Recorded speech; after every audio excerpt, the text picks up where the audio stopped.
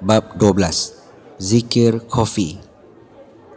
Ketika Nabi Muhammad SAW dan Sayyidina Abu Bakar Siddiq radhiyallahu anhu bersembunyi di Gua Hira, kaum Quraisy yang kafir memburu Nabi ke gua itu, dan mereka mencari berada di mulut gua itu. Sayyidina Abu Bakar sangat bimbang, khawatir mereka mengetahui bahawa Nabi SAW berada di situ. Kemudian Nabi SAW bersabda, sebagaimana termaktub dalam surah At-Taubah ayat 40, artinya, janganlah kamu berduka cita, sesungguhnya Allah beserta kita. Sayyidina Abu Bakar berkata, ya Rasulullah, mohon anda memberi petunjuk agar hati hamba tenteram, jangan merasa bimbang seperti sekarang. Sabda Nabi SAW, ucapkan olehmu asma Allah. Bagaimana caranya mengucapkan kalimah itu dan di mana menempatkannya ya Rasulullah? Kata Sayyidina Abu Bakar, harus ingat kamu kepada Tuhanmu di dalam hati dengan merendah, merasa malu dan takut. Tidak usah dengan ucapan yang keras, iaitu tidak dilisankan. Cukup dengan getarnya hati, detaknya jantung.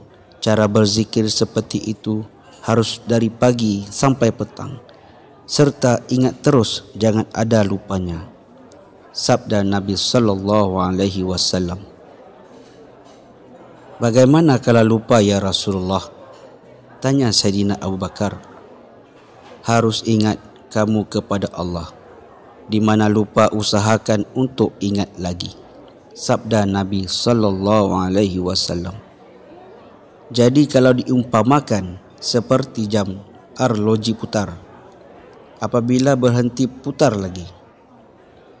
Setelah Sayyidina Abu Bakar dapat ijazah dari Nabi Muhammad SAW, hatinya merasa tenteram, tidak bimbang dan takut melihat rombongan kaum kafir yang akan membunuh Nabi SAW, sebagaimana firman Allah surah Al-Fath ayat 26, artinya, lalu Allah menurunkan ketenangan kepada Rasulnya dan kepada orang-orang mukmin, dan Allah mewajibkan kepada mereka kalimah takwa, dan adalah mereka berhak dengan kalimah takwa itu dan patut memilikinya. Semua itu adalah asal usul adanya tarekat Naqsyabandiyah. Setelah Sayyidina Abu Bakar diberi wirid itu dari Rasulullah SAW, beliau sangat takut kepada Allah sampai para sahabat menerangkan, apabila kita mendekati Sayyidina Abu Bakar, tercium dari mulutnya seperti telah memakan goreng hati domba, dan terdengar dari hatinya seperti suara mendidihnya minyak kelapa dalam penggorengan. Keterangan seperti itu dalam hadis yang diriwayatkan oleh Imam Ahmad dan Tabrani yang berbunyi, tidak semata-mata Allah Subhanahu wa Ta'ala mengucurkan suatu rahasia ke dalam dadaku, akan tetapi aku juga mengucurkan rahasia itu ke dalam dada Sayyidina Abu Bakar. Yang dimaksud dengan rahasia ialah zikir khafi. Rasulullah SAW bersabda kepada para sahabat, iaitu, apabila ditimbang iman Abu Bakar dengan iman jin dan manusia, selain para nabi dan mursalin, tentu akan lebih berat imannya Abu Bakar. Apa sebabnya Sayyidina Abu Bakar sedemikian tinggi imannya, melebihi para sahabat yang lain? Ya Rasulullah, padahal solatnya, puasanya dan sidqahnya sama. Tanya para sahabat. Sabda Rasulullah SAW, kamu sekalian tidak akan mengungguli Abu Bakar dalam hal banyaknya solat, puasanya dan sidqahnya. Akan tetapi keunggulan dari Abu Bakar adalah karena dalam dirinya ada satu rahasia, yang tetap tinggal dalam kalbunya. Setelah Sayyidina Abu Bakar Siddiq diberi ijazah oleh Nabi Muhammad sallallahu alaihi wasallam, amalan tersebut menjadi termasyhur pada masa itu, sehingga wirid itu disebut Siddiqiyah, didasarkan pada nama Sayyidina Abu Bakar Siddiq radhiyallahu anhu. Perlu diketahui, sebenarnya sebutan silsilah itu berbeda-beda karena berbeda-beda masanya.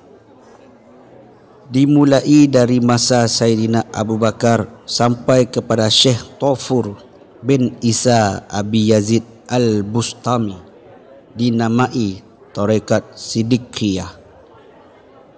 Dari mulai Syekh Tawfur sampai kepada Syekh Muhammad Bahauddin Husain Al-Uwaisi Al-Bukhari, dinamai Khawajikaniyah. Dari mulai Syekh Bahauddin sampai kepada Syekh Abdullah Al-Ahrari, dinamai Tarikat Naqsyabandiyah.